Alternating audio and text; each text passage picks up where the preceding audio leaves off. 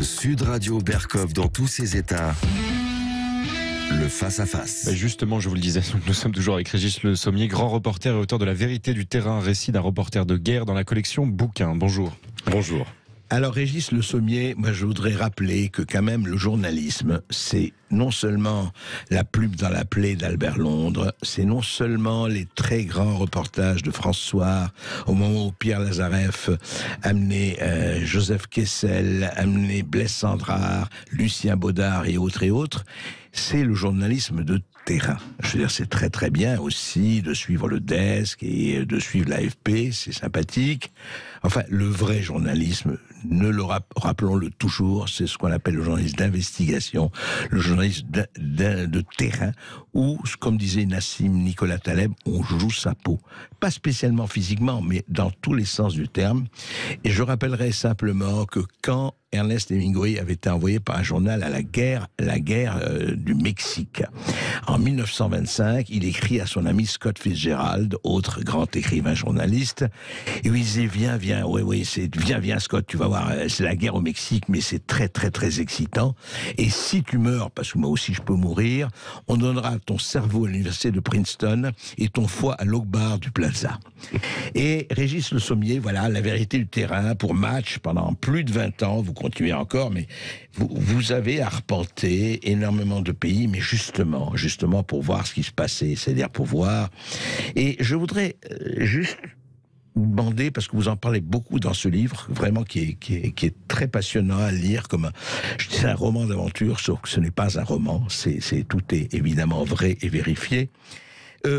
Qu'est-ce que c'est parce que nous, on voit la télévision, enfin nous, j'ai fait ça, mais il y a longtemps, mais plus maintenant, mais on voit la télévision, vous savez, que ce soit à Mariupol ou ailleurs, ou hier en Libye, au Yémen, c'est terrible, et les cadavres et tout ça. Et je voudrais la différence entre voir ça à la télévision, je parle du point de vue du sentiment, et voir sur le terrain les bombardements, ce qui peut se passer, etc. Vous en parlez beaucoup sur le plan humain. Et qu'est-ce que ça fait ? Qu'est-ce que ça fait Les bombardements, ça peut vous rendre fou. Vraiment au sens oui. vrai du terme. Hein. Oui, plusieurs nuits de bombardements. Moi, j'ai le souvenir de septembre 2016, particulièrement à Alep. En Syrie, oui. Là, à l'époque, c'était l'aviation russe et celle des Syriens qui pilonnaient les quartiers est d'Alep, lesquels, du même coup, envoyaient des missiles sur la partie ouest où nous étions, et nous étions pas très loin d'une ligne de front. Et cette époque me rappelle justement cette première nuit passée dans cet hôtel, un hôtel qui est une espèce de barre d'immeuble très très mal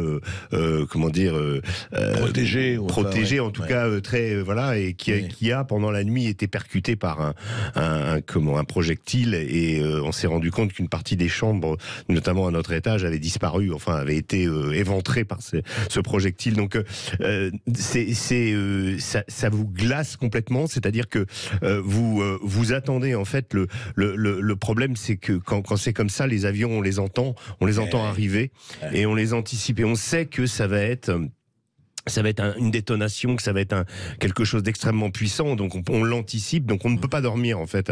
On ne peut pas dormir. Et il y a aussi, là les Russes les utilisaient, alors les Américains en ont aussi, c'est ce qu'on appelle des bunker buster bombs, c'est-à-dire c'est des bombes qui font une première explosion et qui ensuite vont fouiller le fond, un peu comme à la manière d'un forage, voilà, exactement, qui fait trembler le voilà.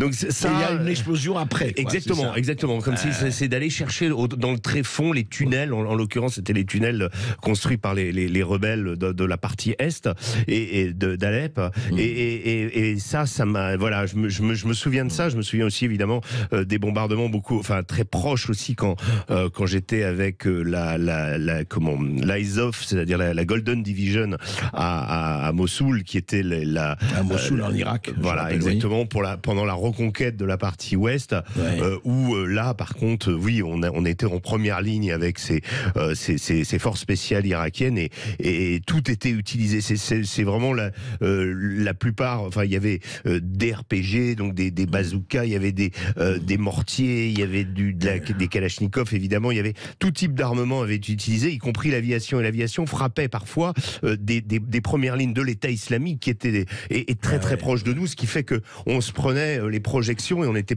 obligé de se partir en courant pour se protéger. Voilà. Et oui, ces moments-là, en fait, quand on les voit à la télé, on les revit évidemment pas du tout de la même façon. Mais il y a un côté, ça vous, je dirais que quand vous les vivez ou quand vous entendez des tirs ou quand ça vous électrise. Alors ce qui est extraordinaire, c'est que au niveau de l'organisme, ça provoque une espèce d'instinct de survie, je dirais décuplé, une envie de vivre alors que la mort est à côté. C'est presque une adrénaline assez stupéfiante. Parce que c'est intéressant, parce que justement, je rappelle, vraiment, et vous en parlez dans le bouquin, Régis Le Sommier, vous êtes allé, enfin, tout a commencé le 11 septembre 2001, on va en parler. Effectivement, ça a marqué la vocation de la personne. C'est ma date de naissance. Qui était, voilà, votre date de naissance. Vous parlez de ces 20 ans entre 2001 et 2021. Justement, vous avez arpenté, je rappelle, l'Irlande, la Nouvelle-Orléans au moment de Katrina, le fameux ouragan de Katrina, l'Afghanistan, vous êtes retourné plusieurs fois, l'Irak, bien sûr, l'Irak, 2006, 2004, Fallujah notamment, la Californie aussi, Las Vegas, enfin l'autre côté aussi, la Syrie de Bachar el-Assad et du reste, Mossoul, vous venez d'en parler, le Mali avec l'opération Barkhane. Mais est-ce qu'à chaque fois, on a plus ou moins, quand on part, on se dit oui, il y a des chances que, bon voilà, je peux être blessé, tué, etc. Alors évidemment, on y va et vous le racontez très bien dans votre livre. C'est ce que vous recherchiez, non pas être blessé ou tué, mais aller voir ce qui se passe. Mais est-ce que l'appréhension est au fond, on se dit bon ben voilà, on risque, puis voilà, ça fait partie des règles du jeu. Alors, je vais vous répondre de façon un peu contradictoire pour vous dire d'abord que je pense que si on n'a pas peur, faut arrêter ce métier. Ça veut dire qu'on a développé un syndrome morbide d'aimer ce genre de situation et justement je trouve pas, en revanche que la peur structure. La peur permet justement d'avoir parfois les bons réflexes et de savoir quand dire non et comment peut-être se comporter aussi. Il y a quelque chose de structurant dans la peur. C'est pas la peur panique, hein. C'est justement la peur qui organise. Qui organise, ouais, exactement. Mais d'un autre côté, il y a aussi beaucoup de moments où on se met à risque. On sait qu'on est à risque et on s'en aperçoit après. On s'en aperçoit pas sur le coup. On a une espèce d'extrême confiance en nous. Particulièrement qui est galvanisé, je dirais, par ce sentiment d'aller témoigner pour l'histoire, de voir l'histoire comment sortir de terre. Vous avez une très belle expression dans votre livre, Régis Le Sommier, accompagner l'histoire les pieds dans la boue. Et oui, c'est ça. Ben, c'est ça, parce que d'abord, il y a ce sentiment aussi de fragilité, parce que on est un petit homme. Alors on a nos gilets pare-balles, notre casque, mais on sait très bien que si on prend un obus de mortier ou quelque chose comme ça servira pas à grand chose. Ça sert à préserver les organes vitaux, mais en tout cas pour les membres, c'est assez illusoire. On n'est pas protégé en fait. Et on y va, les pieds dans la boue, en effet, parce qu'on a tendance. Et moi, je trouve que voilà, on me dit oui, tu as fait des reportages, il y en a qui étaient plus ou moins intenses, qu'est-ce que tu as aimé, etc. Moi, je n'aime rien. D'abord, je vais vous dire une chose aussi, c'est on voit beaucoup de morts, mais moi, ce qui m'intéresse, c'est les vivants. Ce sont les vivants. Ce sont les vivants au milieu des morts. C'est raconter la douleur, mais raconter aussi parfois l'espoir, raconter aussi comment les gens la solidarité, comment ils se sauvent, comment ils survivent. Oui, et puis cette espèce de choses incroyables qu'il y a dans l'être humain, c'est-à-dire que le type qu'on n'avait pas vu venir, qui est quelqu'un d'assez lambda, avec un métier qui va se révéler incroyablement héroïque, alors que celui qui roulait des mécaniques, etc., au premier coup de feu, il a disparu. Ça, il y a une chose. Une vérité des hommes, là. Il y a une vérité des hommes, et puis il y a surtout une transparence, c'est-à-dire que tout à coup, et nous-mêmes, on est mis face à nous-mêmes. Ça, c'est le seul avantage de la guerre. La guerre, elle n'est pas du tout romantique. Bon, je sais certains, Ernst Junger, Orage d'acier, ont pu, certains auteurs ont pu tenter de rendre la guerre romantique, ou en tout cas d'y voir une exaltation de sentiments et de valeurs. Mais en réalité, elle est horrible, la guerre. Elle est toujours laide. Il y a simplement cette chose qui fait qu'elle vous met face à vous-même, et elle met les hommes dans une transparence absolue. Quelqu'un qui vient vous parler en temps de guerre, il a rien à vous vendre. Il a pas d'attitude. Il est lui-même finalement. Il est souvent dénudé, et souvent vous êtes là avec votre stylo, et votre seul intérêt, parce que sinon on n'a rien à faire là, c'est justement avec notre stylo de raconter ce qui est arrivé à cette personne. On va continuer d'en parler, on va continuer de raconter, on va continuer de témoigner avec Régis Le Sommier après cette petite pause. Et on va aussi parler de l'Ukraine, où Régis Le Sommier a passé 8 jours. Vous nous appelez au 0826 300 300. Ici Sud Radio. Les Français parlent au français. Les carottes sont cuites. Les carottes sont cuites. Sud Radio Berkov dans tous ses états. La vérité du terrain, eh oui, c'est elle qui compte, c'est elle qui compte. D'abord, ça ne veut pas dire qu'il ne faut pas analyser ensuite, décrypter, mettre en perspective, mais un reporter de guerre, il va voir, il va témoigner, et effectivement, il risque sa peau, il faut le dire. Et Régis Le Sommier, dans son livre, raconte tout cela, raconte effectivement tout ce qu'il a connu entre... il est allé à New York après le 11 septembre, on a tous évidemment des souvenirs du 11 septembre 2001, tous ceux qui, je parle d'un temps que les moins de 20 ans ne peuvent pas connaître, ou même de 30 ans, et puis un peu partout. Et alors, justement, Régis Le Sommier, 2 questions à vous poser. D'abord, cette vocation, vous en parlez dans le bouquin, de bouger, de n'être pas immobile. Vous parlez beaucoup de ça, de votre phobie, j'allais presque dire ça, en tout cas de votre aversion à l'immobilisme, qui a déterminé cette vocation d'être journaliste, et d'être journaliste pas n'importe où, à Paris Match, évidemment, l'institution Paris Match, où le journaliste va toujours avec un photographe, et vous avez des portraits, notamment de photographes, plusieurs, tout à fait passionnants dans votre livre. Mais d'abord, la vocation. La vocation, alors elle m'est venue en fait, je dirais presque en quelques heures. Alors je m'explique. Je suis rentré à Paris Match. J'étais à l'IEP de Lyon, donc à Sciences Po Lyon. Il fallait que je trouve un stage en entreprise pour l'été. En fait, entre la 2e et la 3e année, c'était obligatoire. Puis j'avais un copain dont le père était rédacteur en chef à Paris Match. Je ne connaissais pas son père, mais bon, je lui ai demandé est-ce que ce serait possible. Mais j'y allais pour faire ce qu'on appelle un stage d'observation, c'est-à-dire j'y allais plutôt avec l'idée, je vais faire un bilan chiffré, comment fonctionne l'entreprise, et je rendrai mon rapport de stage, 35 pages, etc., pour mon année de Sciences Po. Je savais pas du tout ce que je voulais faire dans la vie, et j'arrive et je demande donc ce rédacteur en chef me dit voilà, je vous aiderai, vous pouvez participer au bouclage, etc.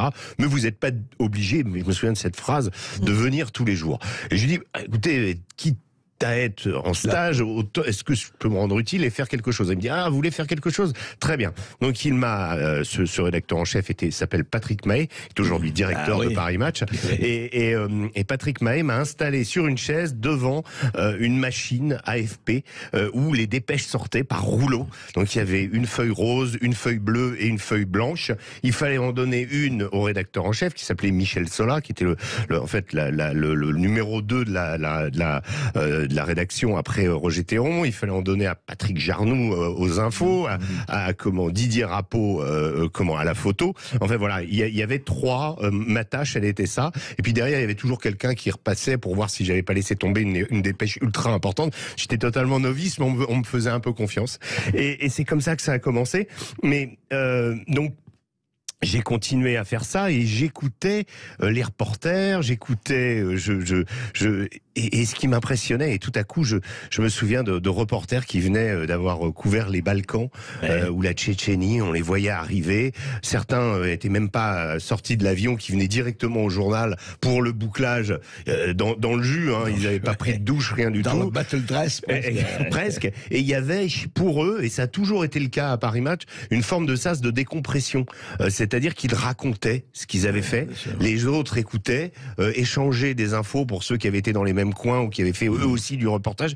Et j'écoutais ces gens raconter. Après, je lisais évidemment leurs papiers, mais je trouvais que c'était presque plus intéressant d'écouter les dessous de l'histoire, comment ils étaient passés avec des rebelles, dans les lignes ennemies, etc., etc. Des histoires absolument incroyables. Et en quelques heures, je vous dis, quand j'ai entendu ça, ou quelques jours, on va dire, je me suis dit, c'est ça que je veux faire. Il n'y a pas de chose. C'est ça. Voilà, il y a pas de chose plus belle pour moi. Comme eux, aller comme eux. Et bien sûr, parce que qu'est-ce qu'ils font ? Ils sont sur place au moment où les choses se font. Ce que j'entends à la radio, ce que j'entends à la télé, ce que je vois dans les films, etc. Eux, ils le vivent. Et c'est là où je me dis, ma vie, ça doit être ça. Alors ça comble justement cette phobie de l'immobilisme, qui est peut-être une manière de dire que j'étais pas à l'aise dans ma peau et que j'avais besoin de me réaliser autre part. Et j'ai toujours eu ce côté. Et ça, c'est ce que m'a donné Paris Match. C'est un trésor, mais c'est aussi une forme d'esclavage, c'est-à-dire ce besoin de repartir, ce besoin de faire la navette permanente entre mon univers à moi ici et l'univers, l'autre planète. Parce que quand on va couvrir l'Irak à certaines époques, quand on va couvrir le Mali, on change de planète. L'Afghanistan, c'est un autre monde. Et la difficulté étant, même si on l'écrit le mieux possible, même si on décrit le mieux possible ce qui nous arrive, y compris en Ukraine en ce moment, la difficulté est que on n'est pas tout à fait compris. C'est-à-dire quand on revient dans notre monde, c'est difficile d'expliquer vraiment ce qu'on a ressenti. Voilà. Alors oui, ça c'est très intéressant et juste. Non seulement c'est très intéressant, mais c'est juste. Vous savez, je ne sais plus qui disait la carte n'est pas le territoire. Non. Et beaucoup de gens voient la carte, mais le territoire, c'est pas la même chose. Bien sûr. Et puis il y a un territoire mental aussi. Et il y a une somme d'impressions, il y a une somme d'expériences aussi, d'angoisse et de choses qu'on garde en soi, qu'on a du mal à expliquer. On revient, il faudrait subitement que tout à coup on reprenne une vie normale. Et en fait, c'est pas possible. Le mieux serait, comme font les militaires. Les militaires souffrent souvent d'ailleurs de symptômes qui sont un peu les mêmes que les nôtres. Oui, le stress dont vous parlez, le fameux stress post-traumatique. Post-traumatique qui peut exister, mais surtout le fait que quand les militaires sont déployés en OPEX, l'armée française, elle le faisait pas à une époque, mais maintenant elle le fait. Il y a une sorte de sas de décompression. Ils vont 2-3 jours en Crète ou en Grèce ou je sais pas quoi, dans un centre pour justement faire la bascule avec la vie civile qu'ils vont retrouver pendant plusieurs mois. Donc c'est cette difficulté de s'être adapté à un milieu totalement différent, avec des normes, des codes, etc., et des relations humaines complètement différentes, et puis avec ce risque permanent, et puis de se retrouver à aller chercher sa baguette de pain le matin, à comment s'occuper des enfants, et le contraste qui peut être sauvage. De la vie familiale qui est évidemment bouleversée. Je donne des exemples de ces moments où ça y est, on attend des amis, on va passer un super week-end, et puis hop, le journal vous appelle, on t'a mis dans un vol pour aller couvrir l'attentat de Bali, par exemple, et vous passez un mois sur place, quoi. Voilà. Et Katrina, Nouvelle-Orléans, même chose, etc. Même chose. On va continuer d'en parler effectivement avec les auditeurs de Sud Radio. On va parler aussi évidemment de l'Ukraine. On va parler de tout cela après cette petite pause. Et pour poser vos questions à Régis Le Sommier, vous nous appelez au 0826 300 300. Le parfum Terre de France, 100% des bénéfices au service de notre pays, présente. Ici Sud Radio. Les Français parlent au français. Je n'aime pas la blanquette de veau. Je n'aime pas la blanquette de veau. Sud Radio Berkov dans tous ses états. Et c'est maintenant que vous prenez la parole au 0826 300 300, et c'est ce que fait Mathieu qui nous appelle de Seine-et-Marne. Bonjour Mathieu. Bonjour Mathieu. Oui, bonjour André, bonjour à votre invité. Bonjour. Oui, moi je voulais un petit peu réagir parce que je suis toujours en état de sidération depuis maintenant 2 ans, et que je trouve que les peuples, notamment les Français, ont du mal à regarder dans le rétro. Donc quand on parle de guerre, on ne prend pas, je trouve, les leçons du passé.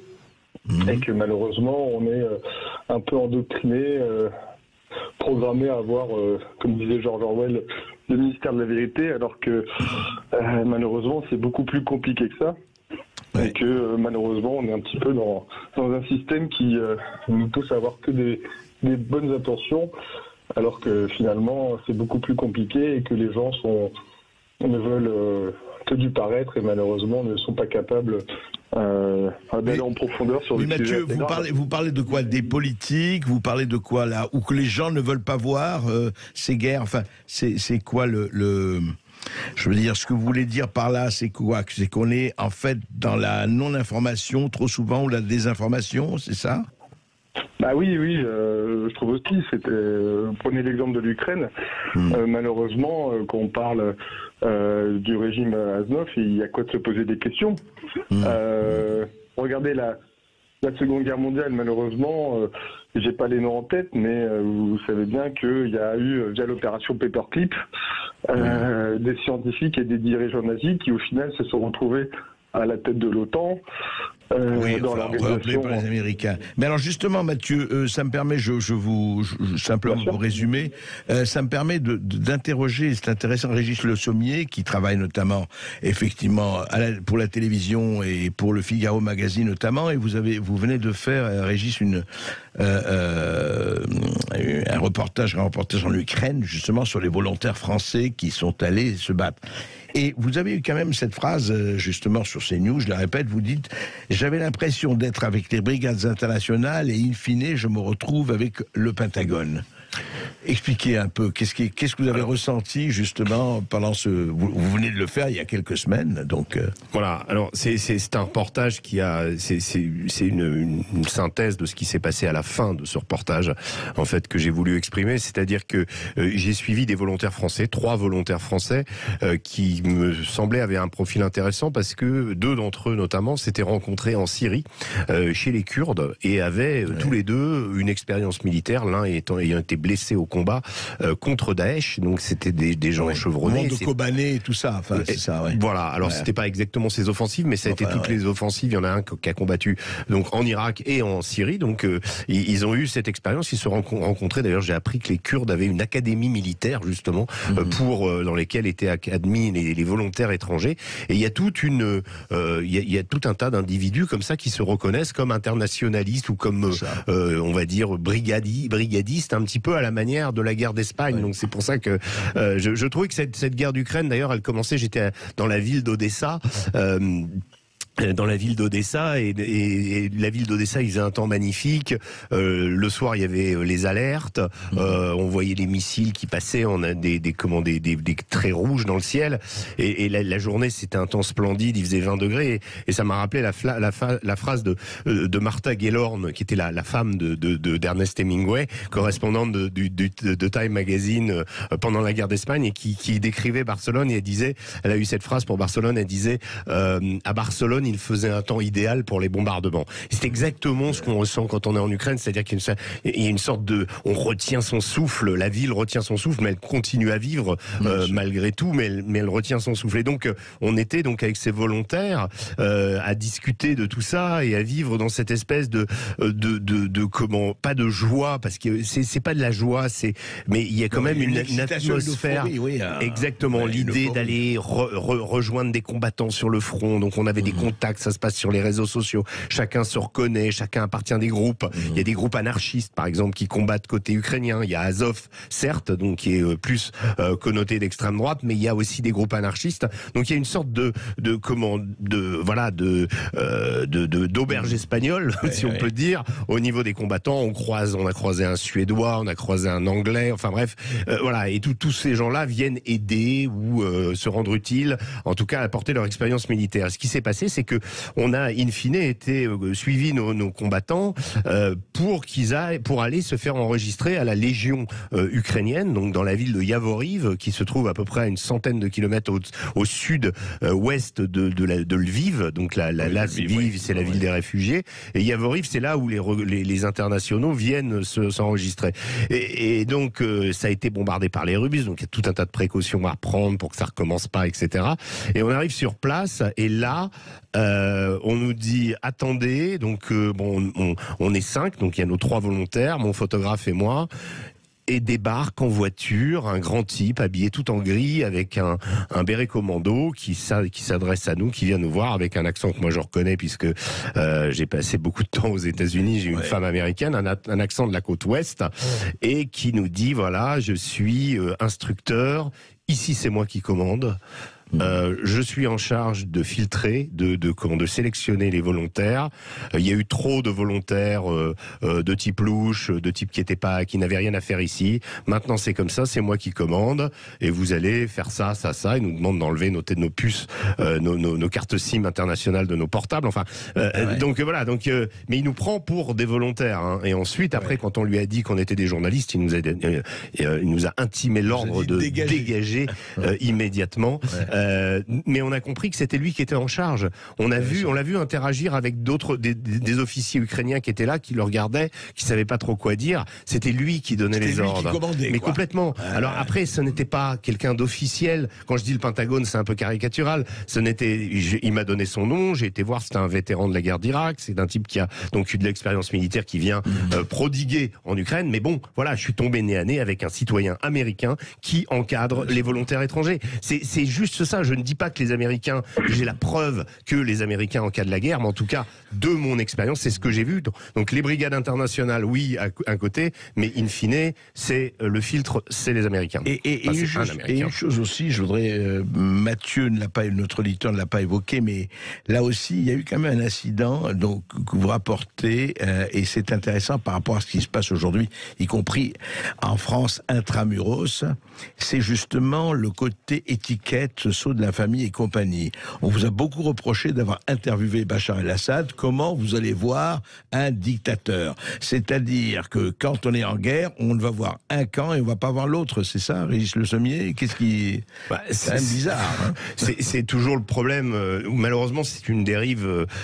Je suis donc reporter, grand reporter. J'enseigne aussi à l'ESJ et au CELSA, donc à des étudiants en journalisme. Et je leur dis toujours, si vous partez dans ce métier, si vous voulez faire ce métier, et que vous commencez par vous dire, il y a des endroits dans le monde où je dois pas aller, il y a des gens à qui je dois pas parler, ça va être vite réduit. Le propre d'un journaliste, justement, c'est d'aller tendre son micro ou amener ses yeux dans les endroits qu'on ne peut pas voir. Et les endroits qu'on ne peut pas voir, eh bien, c'est aussi d'essayer de tenter d'expliquer pourquoi ils sont comme ça et pourquoi il y a cette autre face du monde. Et vous avez été vraiment vilipendé parce que... je me suis rendu compte, j'ai interviewé Bachar el-Assad en novembre 2014.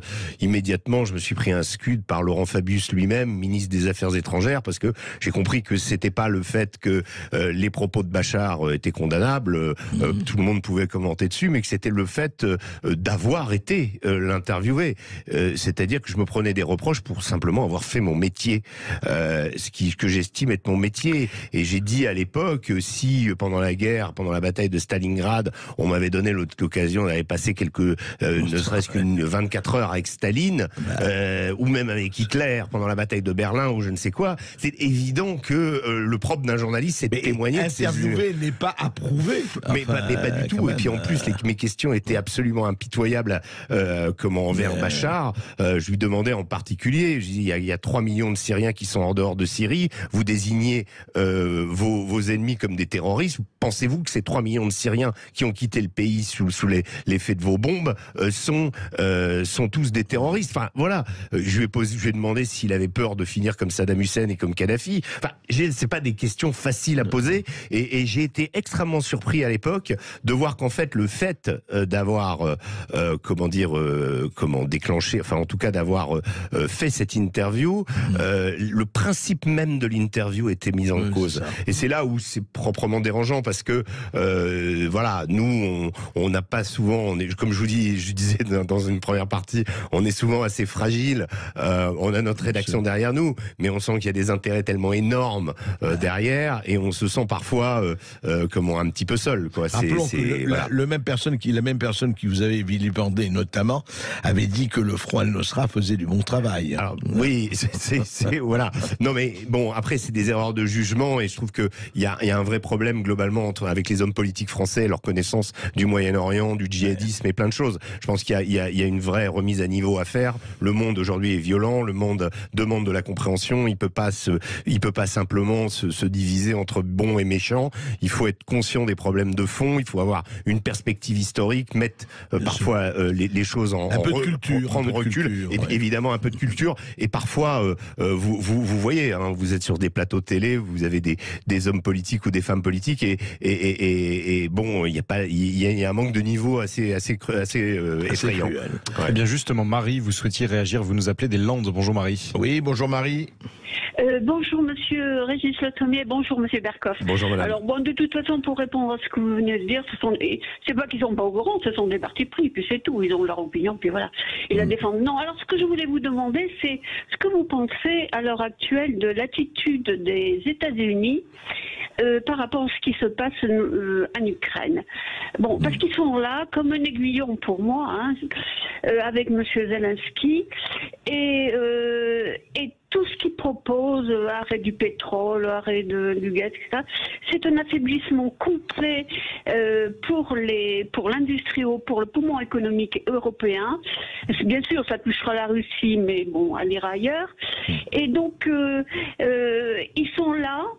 Alors maintenant, ils disent, on va faire entrer la Finlande dans l'OTAN, on va accélérer le processus. Alors encore une autre raison de faire la guerre en Finlande. Ensuite, ils disent, c'est un génocide. Donc alors, ce n'est pas anodin.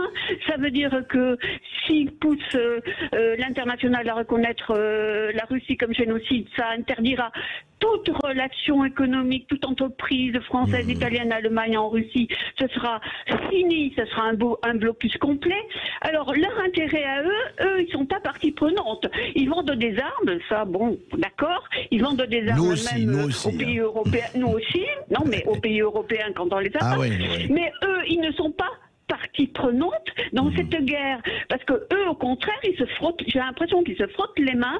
Tout ça entraîne, cet affaiblissement, ça entraîne du bonus pour eux, et moi ça me fait pas du tout rigoler, parce que tout à l'heure on va payer 2 fois plus le prix. Alors Régis Le Sommier, sans faire évidemment toute l'incarnation géopolitique et économique de la chose, ça nous prendrait beaucoup de temps, mais quand même, effectivement, comment vous sentez? Vous êtes journaliste, vous êtes observateur aussi, donc... Bah écoutez, par rapport aux guerres que j'ai couvertes, notamment la guerre d'Irak, hein, qui est un petit peu la boîte de Pandore des guerres contemporaines, l'ouverture, quand les Américains ont décidé d'envahir l'Irak, il faut le rappeler quand même, sous des prétextes fallacieux et mensongers, mais pour des intérêts bien compris, ça a été une manière de mettre le feu d'une véritable poudrière du Moyen-Orient, et aujourd'hui beaucoup de pays, par répercussion de cette guerre, sont ruinés, ou sont, je pense à la Libye en particulier. Ouais. Mais même chose en Libye. Tout à fait. C'est ce qui est terrible, c'est qu'on a un peu la mémoire courte, c'est-à-dire que ces guerres qui ont été déclenchées au nom de valeurs, etc., se sont terminées par l'anéantissement de ces pays. Mais je vais revenir sur une perspective. Vous avez prononcé effectivement le mot sur l'attitude des Américains. Mais en fait, vous voyez, madame, quand on regarde l'histoire du XXe siècle, peut-être la commencer à la Première Guerre mondiale. La Première Guerre mondiale, les Américains sont venus nous aider. Il y a eu un contingent, le général Pershing est arrivé avec 120 000 hommes, etc. Ils sont venus nous aider. En effet, là, il y a eu un apport sur une guerre qui était purement une guerre européenne, hein, entre la France et l'Allemagne. Alors bon, les grandes puissances à l'époque, l'Angleterre, etc. Donc, mais à partir de la Seconde Guerre mondiale, et je vais vous dire quelque chose qui va peut-être vous surprendre, mais à partir de la Seconde Guerre mondiale, les Américains, au niveau européen et au niveau je parle pas de la guerre du Pacifique, livrent des guerres par puissance interposée. Par procuration. Et à l'époque, ce sont les Russes qui vont combattre cette guerre. C'est-à-dire que les Américains rentrent très tardivement dans le conflit, mais ils ont déjà commencé à armer la Russie. Ils l'arment massivement. Ils vont fournir, comme ils font avec l'Ukraine aujourd'hui, pour détruire la puissance allemande. Et ensuite, quand il y a le débarquement, les Américains, la puissance allemande est affaiblie, et donc il y a la jonction qui se fait en Allemagne, et finalement, in fine, le nazisme est terrassé. Les Russes vont perdre 20 millions d'hommes pendant cette Seconde Guerre mondiale. 20 millions de morts pendant la Seconde Guerre mondiale. Et je vous donne un seul exemple. Dans le dernier mois de la guerre, le mois qui va amener le 2 mai 1945 à la chute de Berlin, les Russes vont perdre plus d'hommes que les Américains pendant toute la guerre du Pacifique et toute la guerre en Europe. Donc c'est 200 000 morts pendant le dernier assaut sur la capitale allemande. Ça veut dire que les Russes ont véritablement supporté porté ce fardeau de la guerre. Ils s'en sont d'ailleurs jamais remis démographiquement. Je dis pas que ça explique l'attitude de Poutine aujourd'hui, mais il y avait déjà l'idée de livrer des armes et quelque part de gagner la guerre à minima. Ensuite, Hollywood s'est chargé de minimiser, on dira, l'apport des Russes pendant la Seconde Guerre mondiale. Vous savez qu'en 1950, les Français, quand on leur posait la question, majoritairement disaient que c'était la Russie qui avait gagné la Seconde Guerre mondiale. Et 40 ans plus tard, ils disent c'est les États-Unis, etc. Il y a eu D-Day, il y a eu John Wayne, il y a eu tout ça. Donc ils sont très très forts aussi au niveau de la communication. Et ensuite, qu'est-ce qu'ils ont fait? Le Vietnam, regardez, c'est la même chose. Ils vont commencer le Vietnam, on oublie, oui, ils ont perdu 50 000 hommes parce que ils ont été obligés d'y aller, parce qu'il y avait la doctrine du containment, il fallait lutter contre les Russes, etc., contre les Russes soviétiques cette fois-ci, et leurs alliés chinois. Donc ils ont fini par y aller. Mais au départ, c'était une guerre par procuration. C'était armer le Vietnam Sud, lui donner des armes pour qu'il livre une guerre, la guerre du bien contre le mal. Ils ont fait avec l'Afghanistan contre les Soviétiques. Exactement. Et à chaque fois, ça a été de faire des coalitions dans lesquelles ils étaient partie prenante, mais dans lesquelles d'autres armées venaient épauler l'effort. Sur la question de l'Irak et sur la question de l'Afghanistan, c'est manifeste. Et là, eh bien, on est dans le même déploiement, la même rhétorique d'une certaine façon, avec la guerre du bien contre le mal. Bon, il faut dire que Poutine est un candidat quand même assez, je dirais, assez sérieux,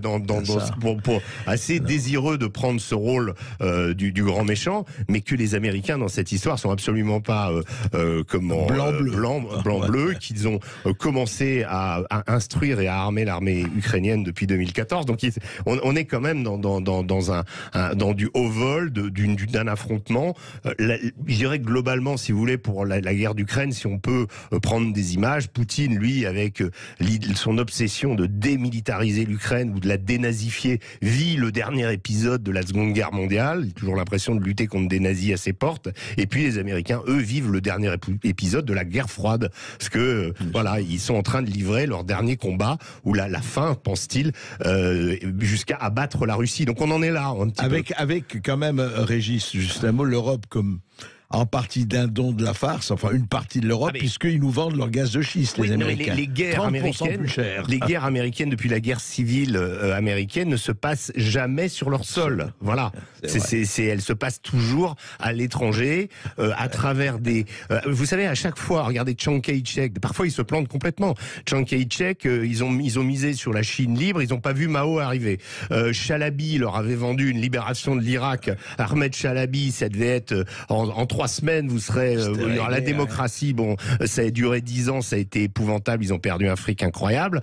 En Irak, c'était Karzai aussi qui leur promettait en Afghanistan, pardon. Donc à chaque fois, il faut qu'ils aient leur homme, parce que les Américains détestent tout ce qui est relation de groupe, milice armée, etc. Complexité. Our man in Havana. Our guy. We have our guy. Voilà. Et là, ils ont our guy, c'est Zelensky. Voilà, et donc à chaque fois ça simplifie. En général, ce qui est terrible, c'est que ça se termine mal. Donc mais en même temps, ça se termine peut-être mal pour nous aussi. Mais vous savez, les Américains ne gagnent jamais les guerres qu'au cinéma.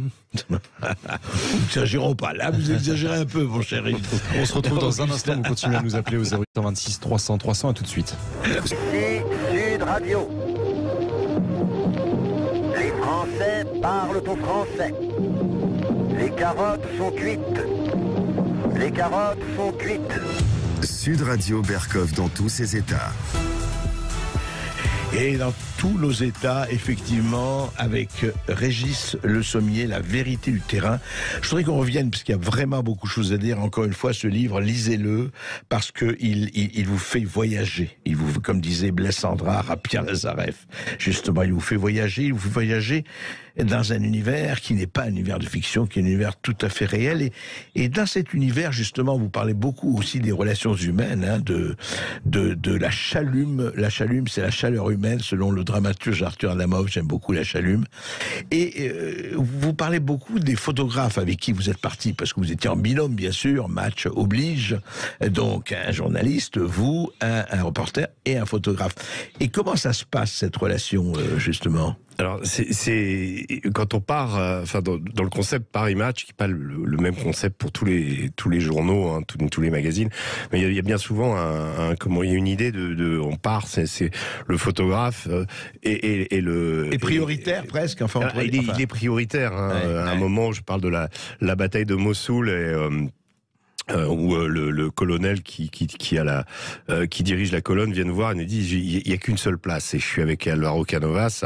Donc je regarde Alvaro en disant mince, je vais rester à l'arrière, je vais être obligé de regarder le combat de loin. C'était vraiment une journée très très intense. Et puis finalement il nous dit si ça vous dérange pas de partager un siège à deux. Donc on a couvert cette journée de combat à la bataille de Mossoul avec chacun une fesse sur une partie du siège.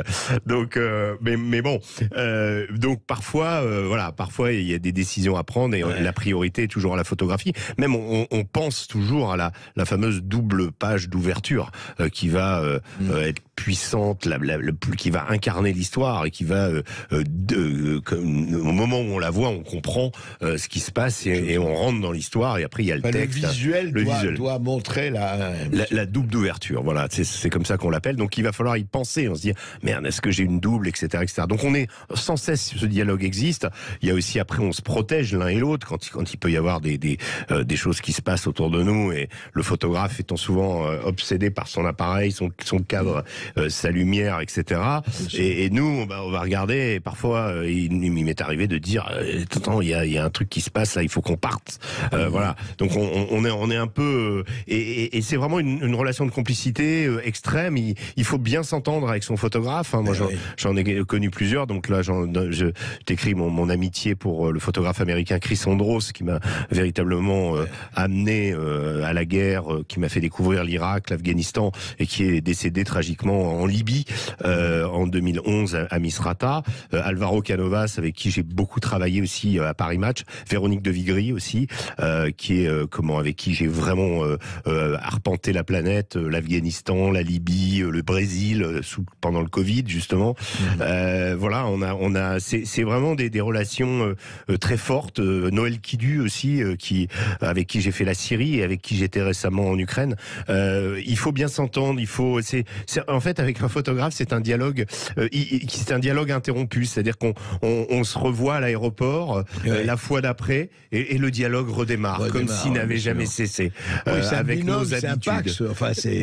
Totalement. Il va y avoir cet espace de vie où on va être fusionnel. Alors parfois avec on connaît nos défauts, on sait celui qui ronfle, celui qui ronfle pas, etc. Donc on a tout un tas de petites choses, de petites habitudes. C'est vraiment c'est presque un couple quand on part comme ça. Et après on a les réflexes, on s'entend bien. Mais il vaut mieux bien s'entendre. Voilà. Et parfois on est capable aussi de se motiver aussi, parce que quand il y a des moments où on peut être un peu affaibli, un peu affecté par quelque chose. Ou tout simplement prendre un coup au moral, ou des choses, parce qu'on traverse des épisodes parfois qui sont difficiles à vivre. Et en tout cas, c'est effectivement, encore une fois, on l'a dit, c'est là où le miroir réfléchit, c'est la feuille de température. Et quelle feuille de température plus forte que ces moments-là? Et vraiment, je vous le dis, allez, lisez La vérité du terrain, Régis Le Sommier, et vous mettez l'homme au centre du sujet. Quand je dis l'homme, l'être humain, et c'est ça qui est le plus important. Merci beaucoup Régis Le Sommier. L'amour et la guerre, meilleurs ennemis. Alors Brigitte Lai va se demander pourquoi l'amour fait-il tant souffrir. À demain.